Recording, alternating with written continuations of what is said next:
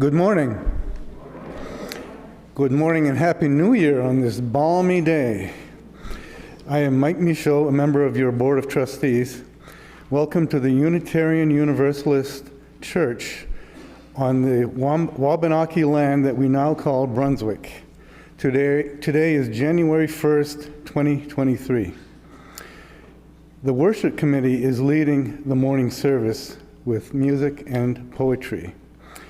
There is no piano, so you are going to be asked to sing as lustily as you can. A few announcements. Immediately following the service today, there will be an informal visitors and newcomers chat in the Wendell Berry Room over there to on the right side of the fellowship hall. And the visitor and newcomers chat is held the first Sunday of every month. It is an opportunity to learn more about our church. If you are a visitor or newcomer, please consider joining us. And also, in the interest of safety for those who may be new or visiting, we have 2 doors for emergency egress besides the one you came in through. One in the right rear of the sanctuary, right there, and one through the rear corridor. Go past the restrooms, take a left, then a right, and out the back. And finally, please check to make sure that your cell phones are silenced.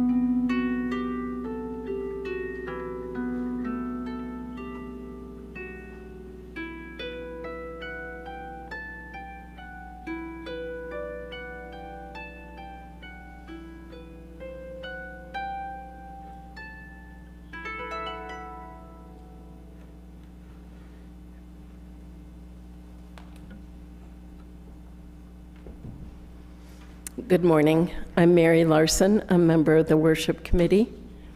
For our chalice lighting this morning, I want to say, we gather this hour as people of faith with joys and sorrows, gifts and needs. We light this beacon of hope, sign of our quest for truth and meaning, in celebration of the life we share together.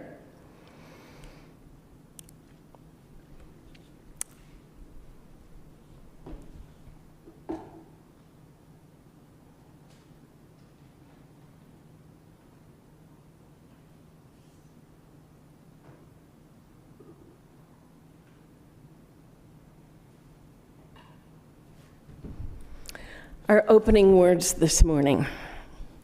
The worship committee has planned this service as we enter into the new year. This is not about what we are going to give up or suggest you do, or what resolutions we want to make. Instead, we will share some of our thoughts as we begin 2023. What we hope you take home is positivity and hope. Please join us in our opening hymn, Gather the Spirit.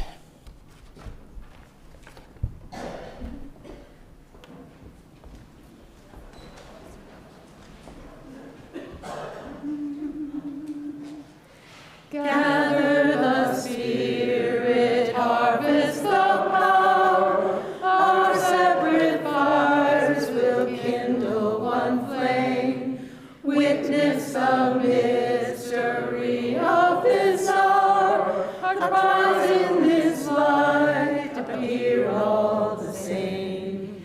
Gather in peace, gather in thanks, gather in sympathy now and then, gather in hope, compassion and strength, gather to celebrate once again.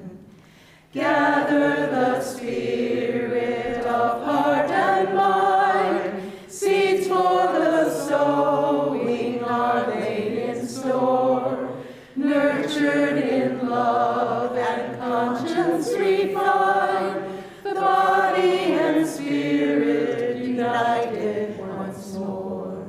Gather in peace, gather in thanks, gather in sympathy now and then, gather in hope, compassion and strength, gather to celebrate once again.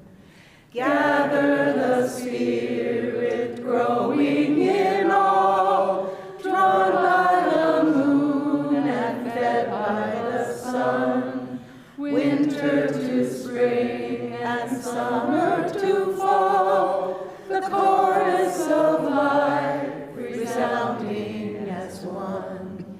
Gather in peace, gather in thanks, gather in sympathy now and then, gather in hope, compassion and strength, gather to celebrate once again.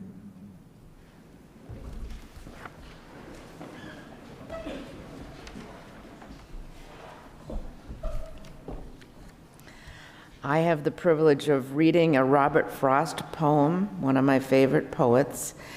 The name of the poem is Stopping by the Woods on a Snowy Evening. Whose woods these are, I think I know. His house is in the village, though. He will not see me stopping here to watch his woods fill up with snow. My little horse must think it queer to stop without a farmhouse near. Between the woods and frozen lake, the darkest evening of the year. He gives his harness bells a shake to ask if there is some mistake. The only other sound's the sweep of easy wind and downy flake.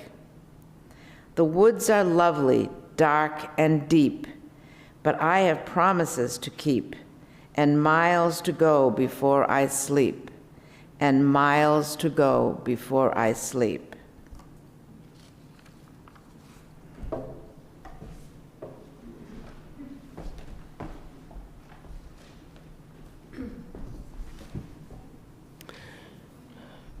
Our first reading is from the Prophet by Khalil Gibran.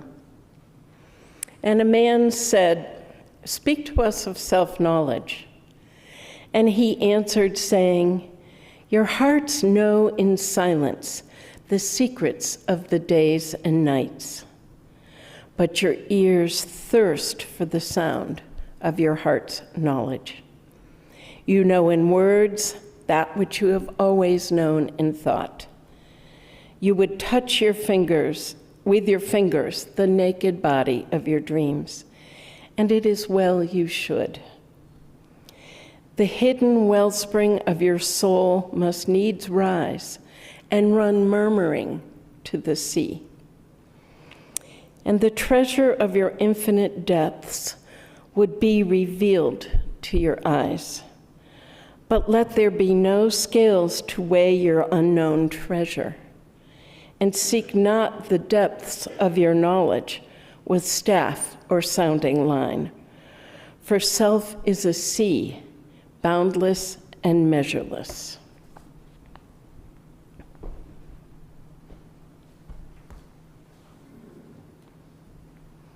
It's now time for joys and concerns.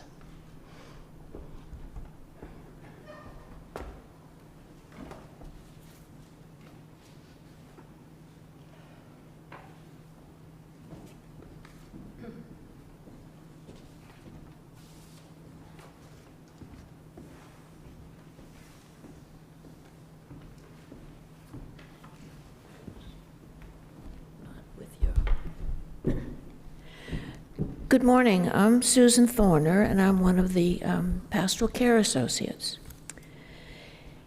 And today, let's get the right page here, concerns. Please keep in mind Judy Smith's son, Steve, who is having major surgery on Tuesday. Tobin Cooney Calhan and Pilar Hala share the sad news that they had to let their beloved cattle dog mix, Penny, cross the Rainbow Bridge on New Year's Eve. David Wiggin is having surgery tomorrow and would appreciate your support and concern as he recuperates. Joyous, I'm grateful for the lovely day, as I know many of you are, although climate change is a major concern for us all. I'm feeling so much gratitude for a wonderful holiday time with the whole family. So much love and laughter. Louise Gippard.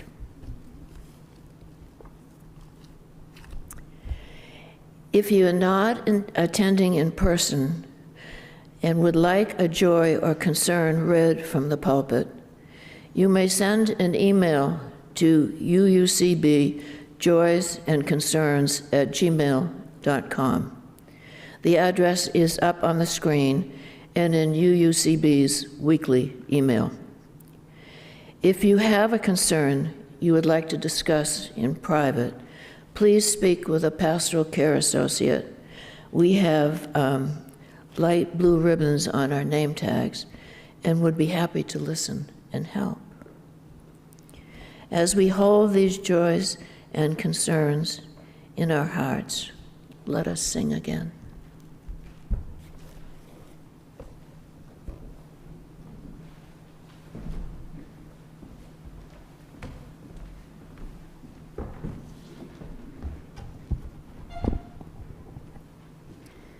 Stillness, a scary word for me. Can I stop myself from doing and moving?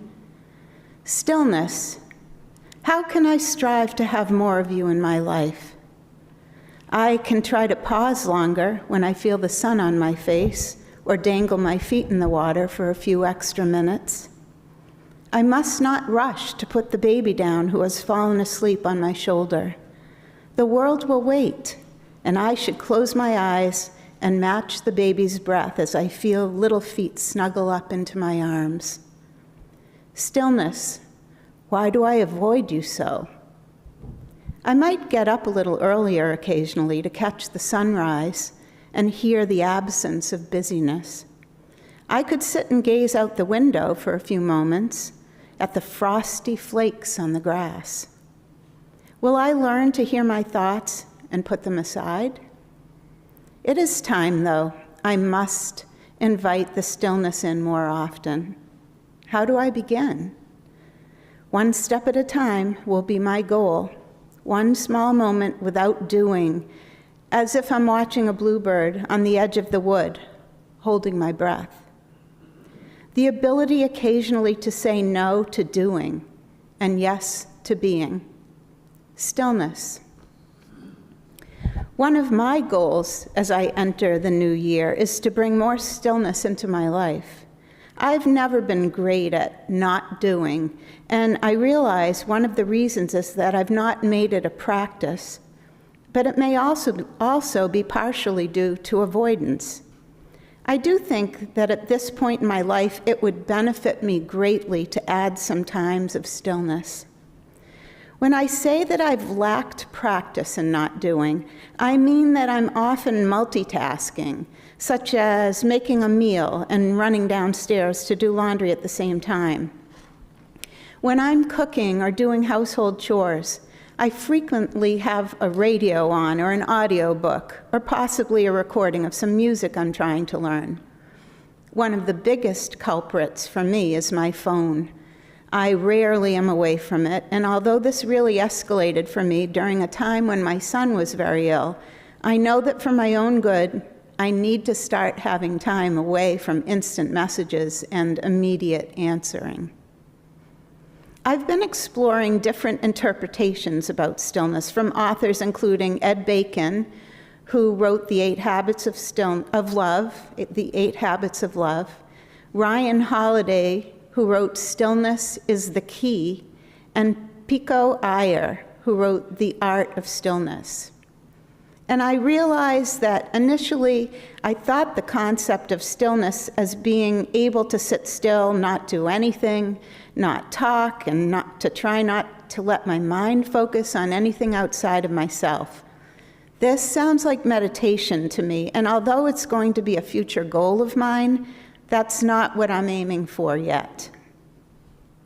As this year begins, I'd like to focus on stillness as a way of allowing myself some periods of time each day of not doing and being more present with myself, and that will mean accepting myself more.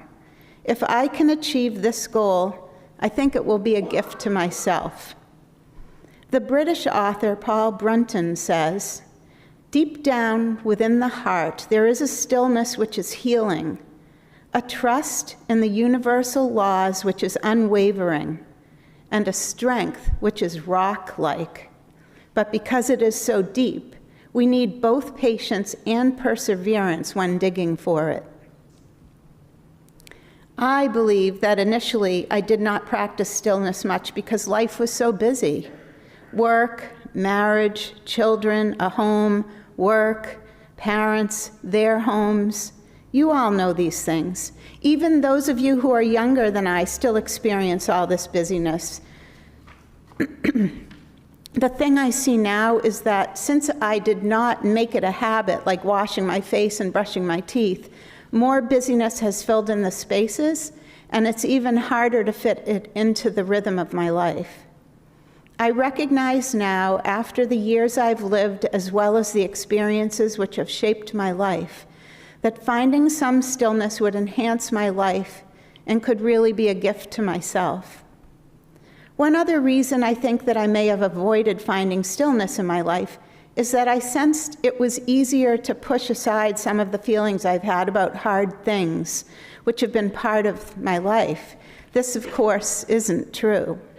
I still can think and obsess about things that cause me pain or disappointment, whether I'm busy or quiet.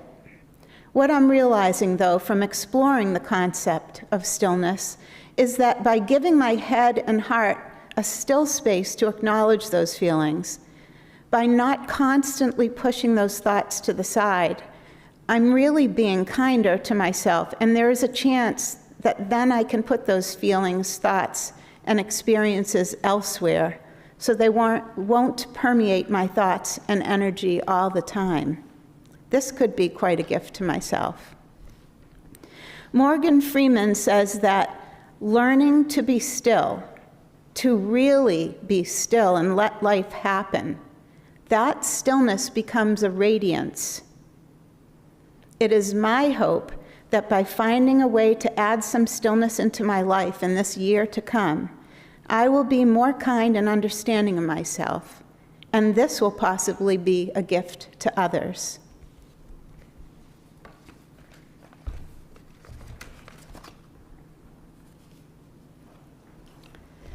Please stay seated and join me as we sing, "I've Got Peace Like a River."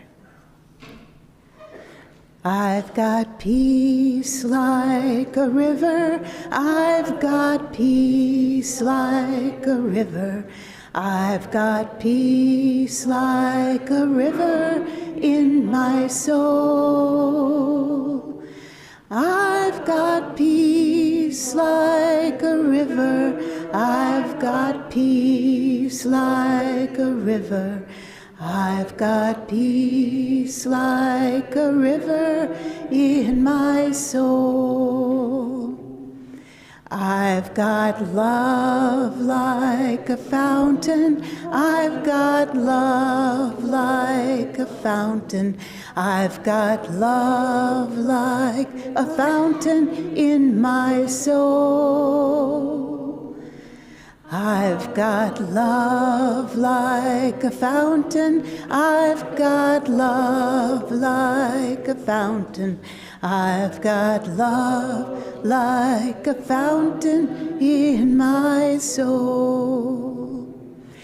I've got strength like a mountain, I've got strength like a mountain, I've got strength like a mountain in my soul. I've got strength like a mountain, I've got strength like a mountain, I've got strength like a mountain in my soul.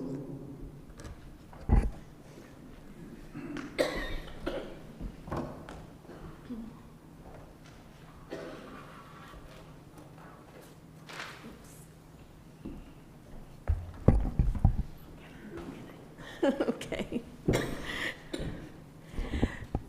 These are the words of Mary Oliver.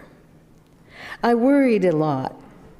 Will the garden grow? Will the rivers flow in the right direction? Will the earth turn as it was taught? And if not, how shall I correct it? Was I right? Was I wrong? Will I be forgiven? Can I do better?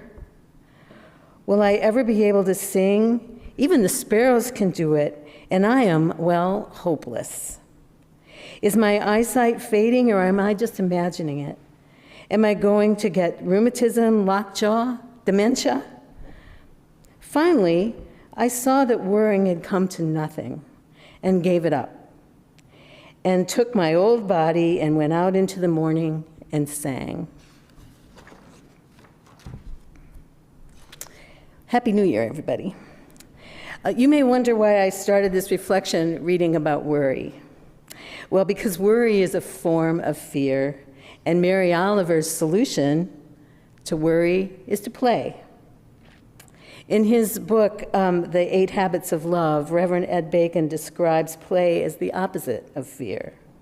He says, while each of the habits of love invites earnest engagement, play asks us to distinguish between this earnestness and deadly seriousness that tricks us into thinking that our specific concern is the only urgent on the entire universe.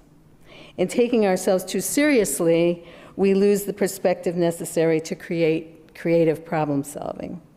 We lose awareness of any other interests but the one that is making us fearful. This is the very essence of fear itself, and leaves us closed to love for ourselves and love for others. When we operate out of love, on the other hand, we can invite play into our lives more readily and benefit from the spirit of lightheartedness and flexibility that play introduces. And then in his book, which is a pretty good book, Dr. Bacon goes on to describe many examples and metaphors for play in our lives, but I think this gets the gist of it.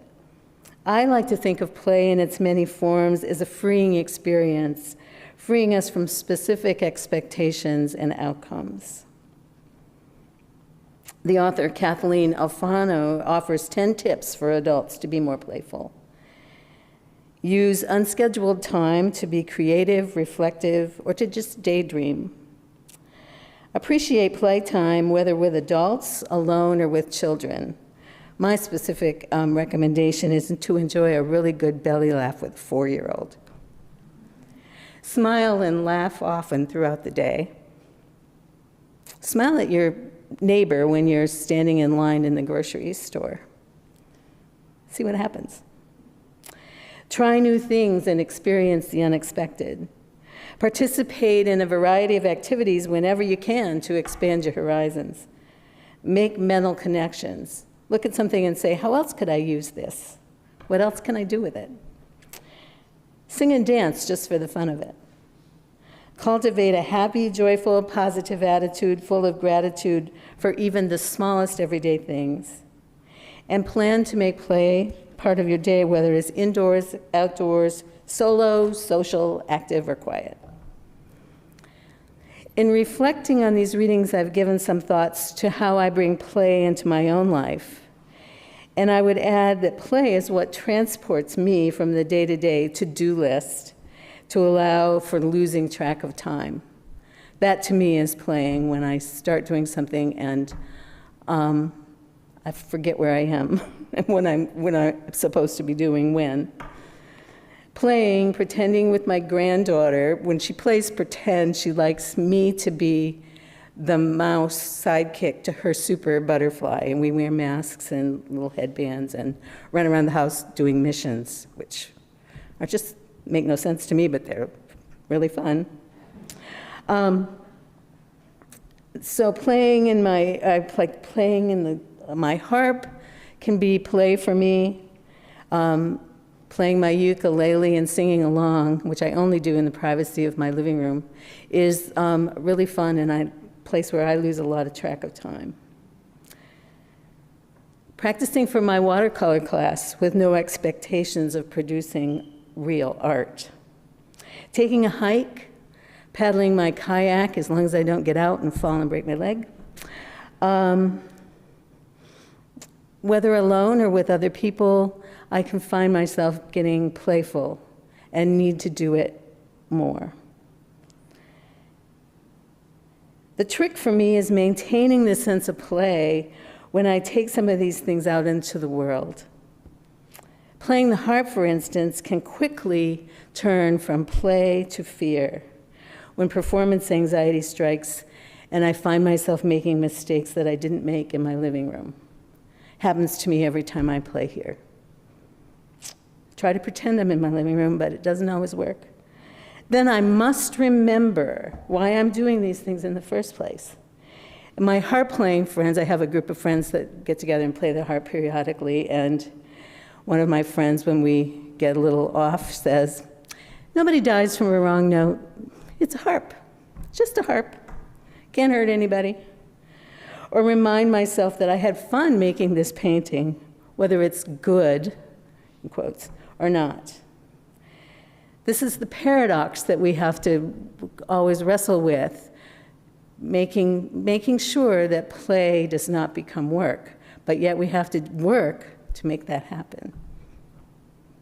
It's interesting, but worth the effort.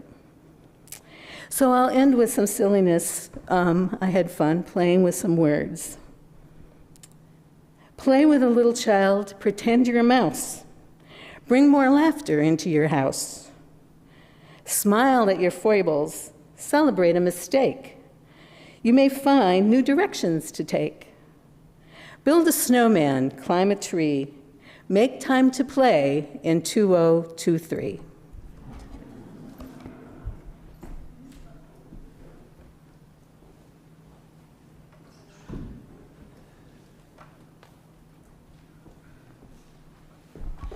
Please join me in the responsive reading, New Year's Day. The 1st of January is another day dawning. The sun is rising as the sun always rises, the earth moving in its rhythms. With understanding a certain day as the day of a new beginning, separating the old from new. So it is. Everything is the same, bound into its history as we ourselves are bound.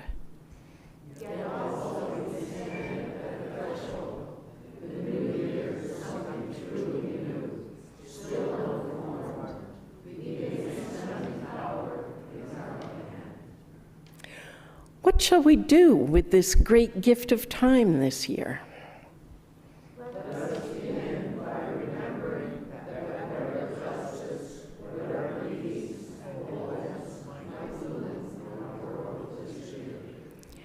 We are the hearts and minds, the hands and feet, the embodiment of all the best visions of our people.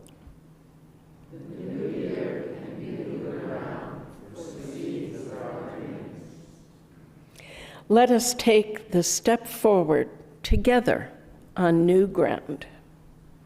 Planting our dreams well, faithfully, and in joy.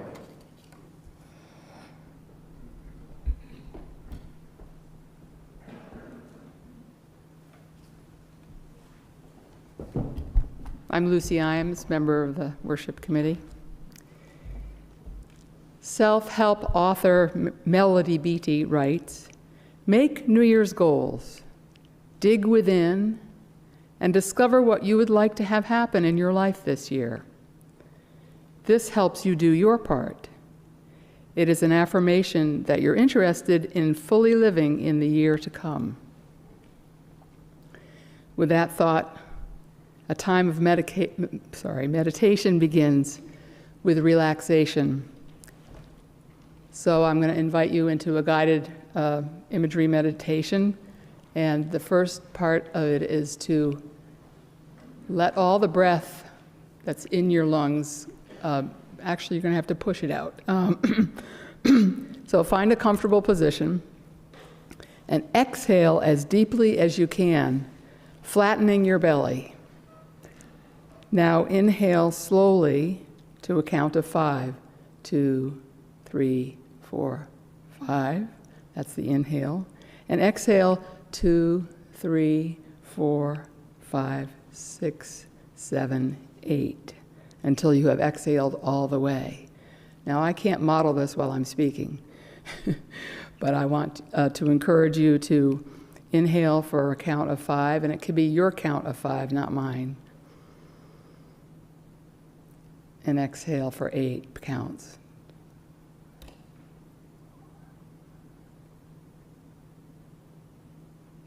Do it a couple of times on your own.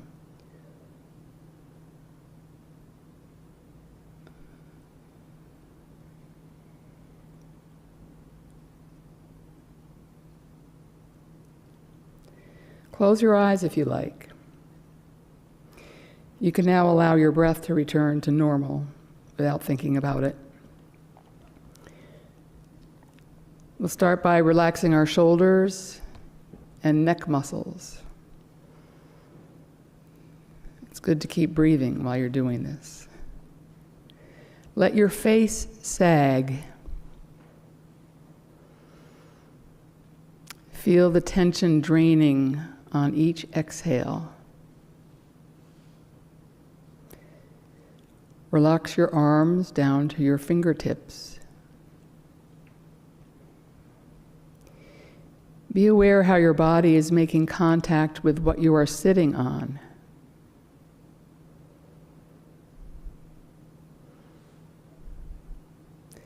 Relax your legs from your bottom down to your toes, gradually. Feel the tension draining on each exhale.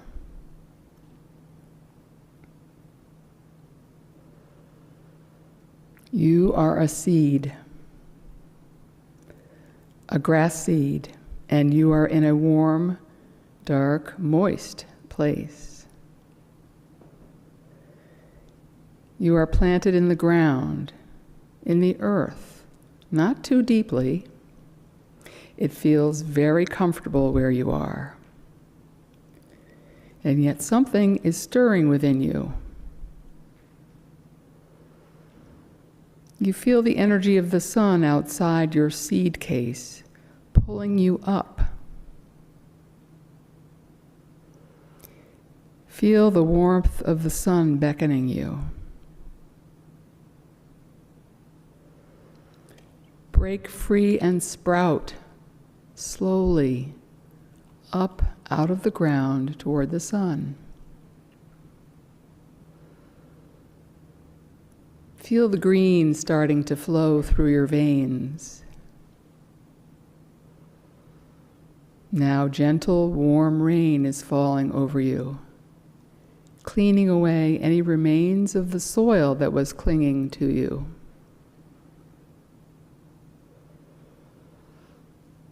The sun comes out again and you are growing up again.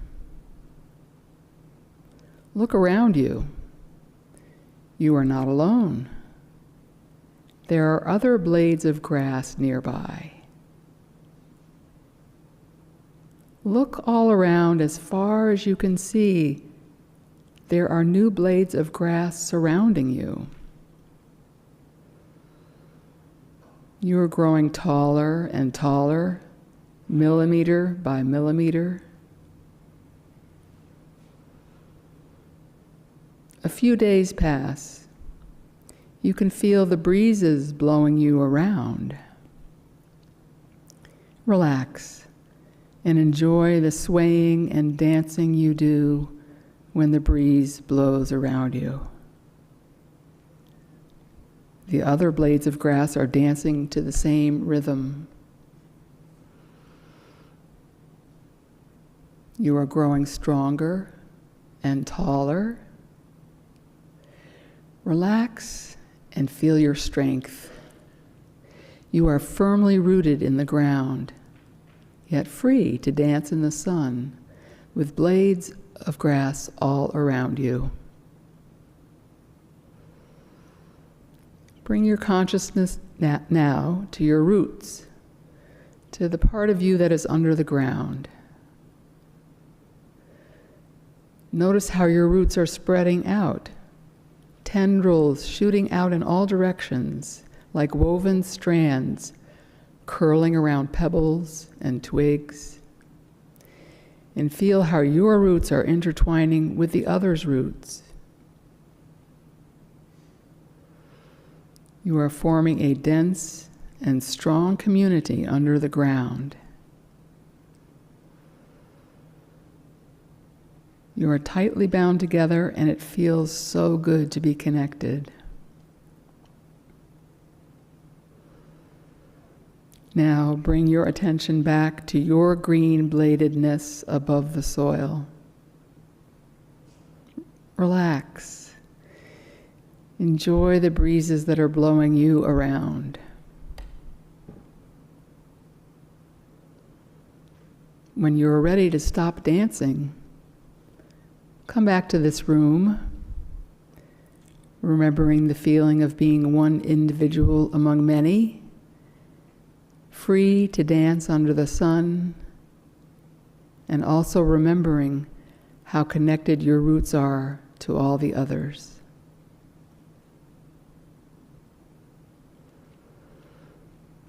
As we savor relaxation and community, let us be open to what the new blade of grass in us would bring into 2023. How can we affirm our fully living life in the year ahead? Is there a single word that can nourish the soil in which we are growing? In order to find that word, we might ask ourselves, where am I on life's journey? What would I change if I could? What do I notice happening in my own personal evolution?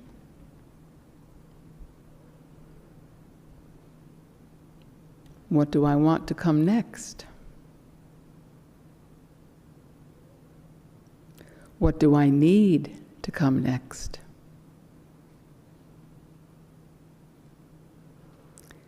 To encouraging you to find a single word, I'm going to be passing plates that hold an offering for you. In the plates are angel cards. We invite you to take one card. They are small. The card you draw may have the right word to support and guide you in manifesting what you would like to happen in your life this year.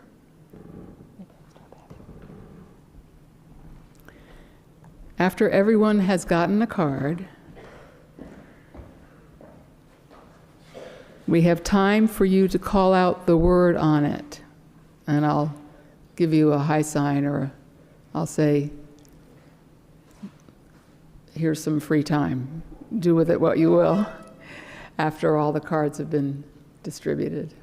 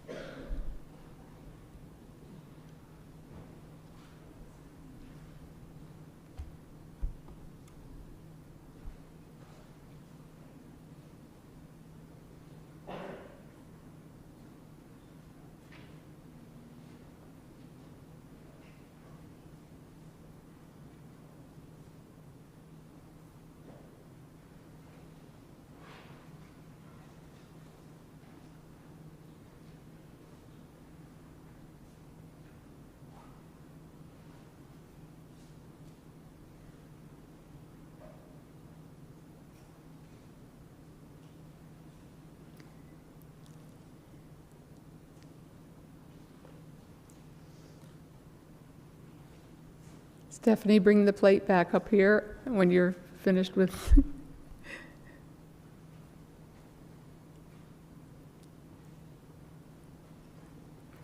We need to pick our cards.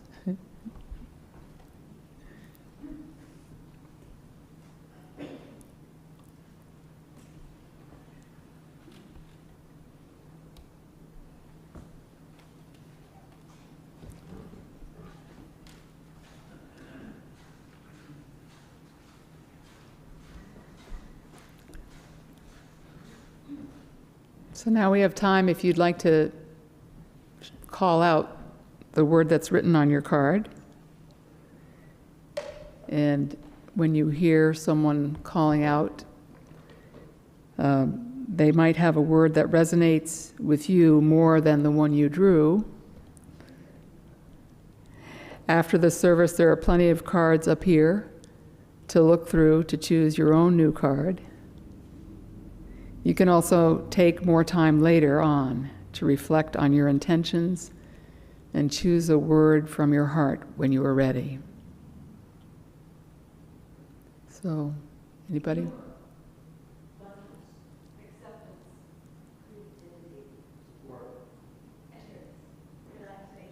Responsibility.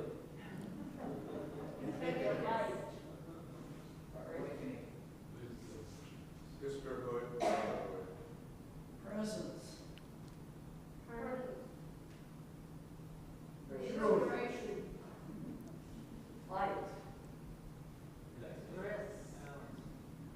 Release. Respect. Simplicity. Purification. Play. Authenticity.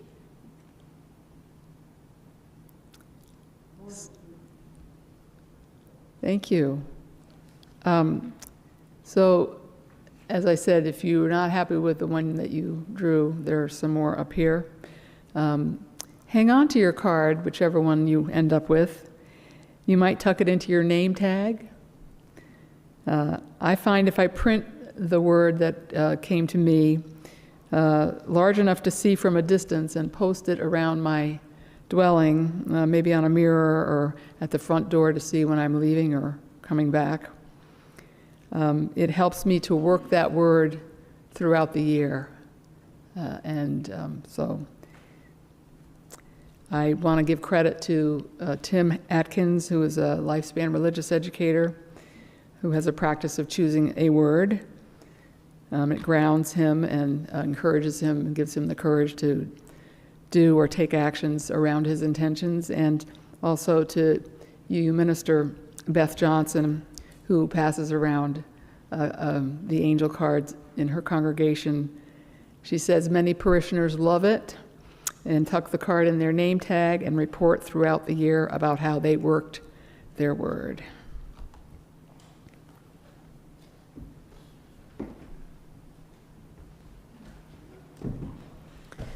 This is the time in our service where we collect our morning offering.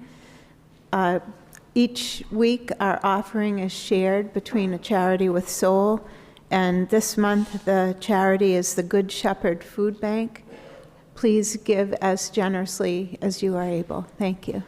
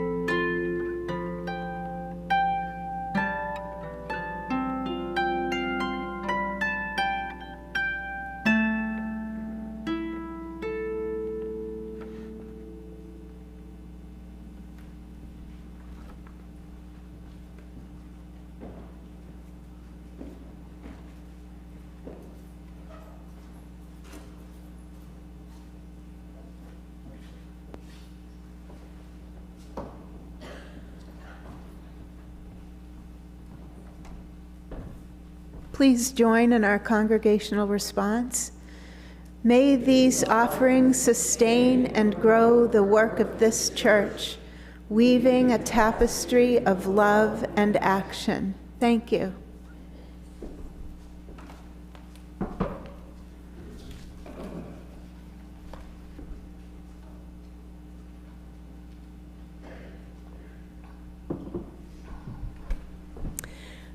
My word as I start this new year is compassion. It's a simple but a complex one. And I want to say I'm not an expert. There are books written about this that I couldn't possibly have read them all. And there are many components to this concept. A Google search to an unknown author brought up a definition I liked the best for right now. Compassion helps us connect with others, mend relationships, and move forward while fostering emotional intelligence and well-being. Compassion takes empathy one step further because it harbors a desire for all people to be free of suffering, and it is imbued with a desire to help. My first major experience thinking about compassion was many years ago. I'd heard the word. I had a family member who was an alcoholic, and I attended Al-Anon regularly for years. The wisdom of that program is extraordinary. Many of those attending, that relatives, families, loved ones of alcoholics, shared dreadful, sad stories, indignities, hurtful situations. But instead of condemnation, the focus was on compassion. Compassion for everyone, including the alcoholic, who most likely had hurt us in pretty significant ways. Initially, in my damaged self, it stunned me, and then I saw its importance. Then Stephanie recommended Ed Bacon's book, 8 Habits of Love, and he has a wonderful chapter on compassion, and I really enjoyed that. Bacon, in his book, refers to Desmond Tutu's assertion that every person on earth is a piece of God, who therefore is holy and deserves respect, dignity, compassion, and love. And of course, this brings to mind our first principle, the inherent worth and dignity of every person. I worked for 20 years counseling in a men's state prison in Pennsylvania, so I heard and learned a lot about human behavior, and I fully believe in this principle. Bacon calls it the beloved. It's not what I call it, but I still search for the right word, dignity for right now. It's easy to love and care for someone who's similar to me. But the challenge comes when someone does something I don't like, is unkind to others, or hurtful to me. Sometimes the people we love the most can hurt us the most, and that's where it's hard to find compassion. And lately, or not quite so lately, but in our past recent political history, there are certainly some people I struggled with. One of Bacon's examples stood out for me. He related a situation where a very accomplished professional woman who was on one of his church committees was creating problems. Here's what he said. More often, this was the priest speaking. More often than not, when I expressed my opinion about a matter in one of our meetings, she would turn toward me and roll her eyes. Her posture stiffened, and invariably something very sarcastic or hurtful would come out of her mouth. It was constant pain for me as I felt myself being attacked and couldn't understand why. This went on for many months, creating a great deal of tension for everyone. Finally, after a meeting was adjourned late one evening, another leader of one of the committees stayed behind to talk to me. "You know," she said with a kind smile, "many of us think that a priest kicked Carolyn's puppy one day when she was a child." "What do you mean?" I asked. "Well, you're the third priest we've had in our church that she treats this way. It has to stem from her childhood." The next time I saw Carolyn, I asked to speak with her. "I've noticed your animosity toward me," I said. I recounted the theory that something from her childhood may be going on. And then I said, "Carolyn, it's really hard being in a meeting with you when you become sarcastic and angry with me. I don't think this is who you really are. I'm trying not to take it personally, but sometimes it gets difficult." At this point, Carolyn began to weep. We stood in silence, honoring the tears. Then she said, "I need to leave. Please excuse me." We never approached this delicate matter again. However, from that moment on, she seemed to express a more tender side of herself in meetings. I never knew how she had processed our conversation. It was not my business to demand such knowledge. I had expressed compassion to her by telling her I recognized the beloved in her. I think one of my first steps in finding compassion is trying to find empathy. I've had the experience, and most of us have, of being around people like Carolyn, who are always negative, disagreeable, and mean-spirited. If I stop to think about it, get beyond my own hurt, I have found that I feel sorry for that person. If that's how they act to others, what must they be feeling inside? Mindful magazine says, "We begin with empathy, that feeling of connection. When we can acknowledge the commonality of the human condition, something beautiful happens. We diminish the subtle cruelty of indifference. Empathy becomes action, or empathy plus action becomes compassion." The other members of Bacon's committee let him know that this was a past behavior.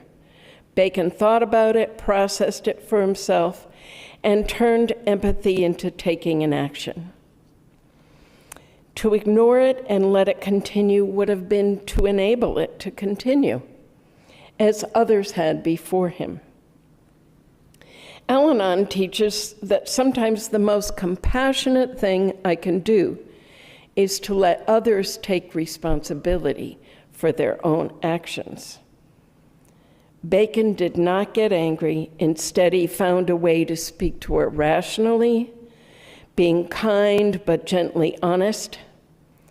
Although she didn't respond verbally, she did alter her behavior. Compassion to me means stepping out of my own feelings, trying to understand rather than judge, and taking a mindful, appropriate action, expressing it gently but firmly. Thank you. Please stand and join me in our closing hymn, "There is More Love Somewhere."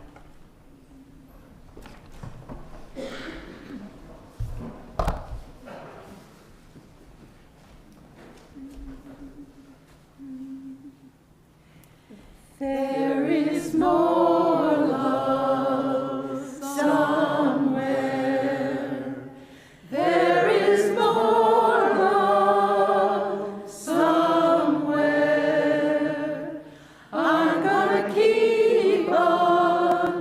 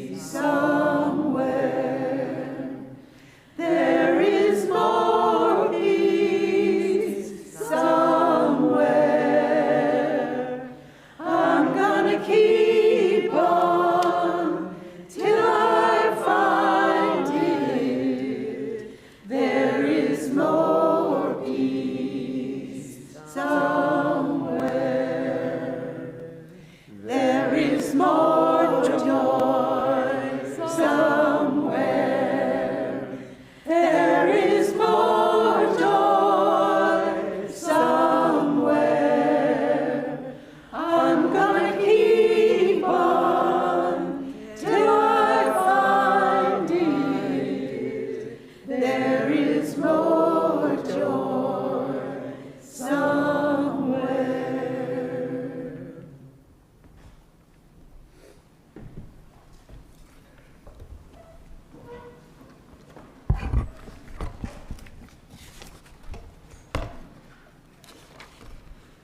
And these closing words.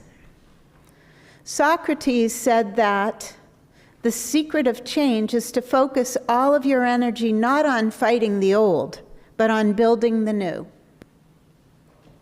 As we begin this new year, may we find ways to improve the love we have for ourselves, our neighbors, our communities, and our world. May this love allow us to feel more connections, more hope, and more peace.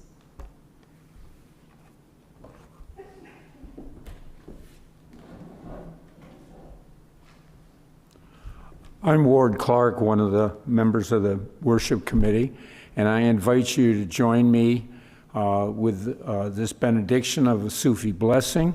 We'll do it 3 times. May the blessings of God rest upon you. May God's peace abide with you. May God's presence illuminate your heart, now and forevermore. May the blessings of God rest upon you. May God's peace abide with you. May God's presence illuminate your heart, now and forevermore.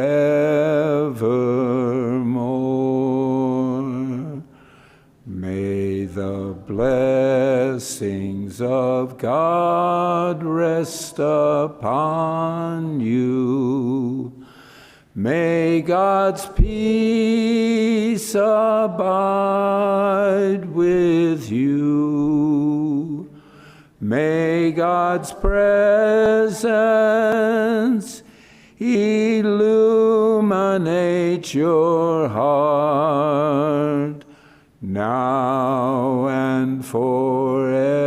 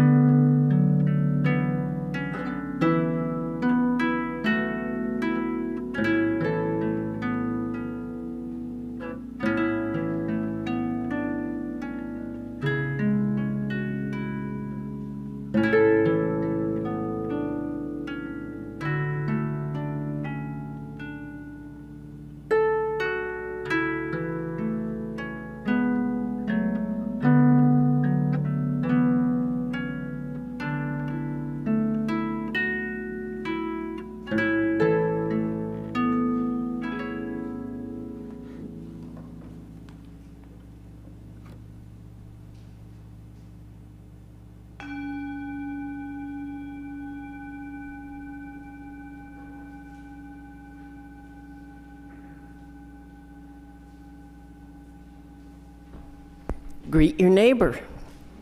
Happy New Year.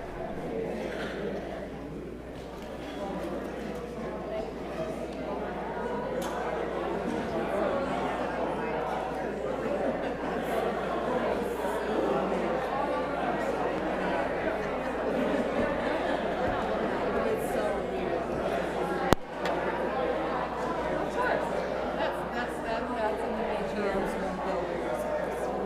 It's hard.